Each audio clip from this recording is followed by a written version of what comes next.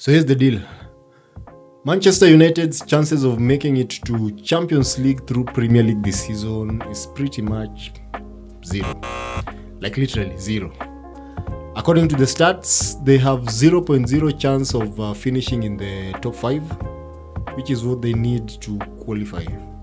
Even their odds of landing in 6th, 7th or 8th place, which would still get them to Europa League or Conference League, are slim at 0.7%. And after losing to Fulham in the FA Cup, that door is close to. Long story short, this could be United's first season finishing in the bottom half of the Premier League table, and their first time missing out on European football since 2014-2015. Now let's talk money, because missing out on Champions League isn't just a blow to pride, it hits the wallet hard.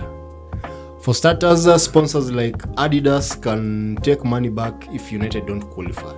Their new deal with Adidas includes a £10 million penalty for every season they are not in the Champions League, starting in 2025-26 season. Thankfully, they dodged that bullet this season, but unless they win the Europa League, they'll be paying up next year. On top of that, missing out on Champions League football means less cash from TV deals and match day revenue. This season, their broadcasting income has already dropped by over a third compared to last year. Not great at all. United's European earnings have been all over the place since Sir Alex Ferguson retired. Some years like 2018, 2019, when they made it to Champions League quarterfinals, they made about £93.1 million. Other years like 2014, 2015, when they didn't qualify at all, they scraped with just 1.9 million.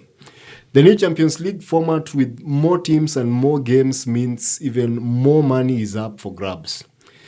Even if United had a terrible run and crashed out early, they'd still pocket about 50 million euros just for showing up.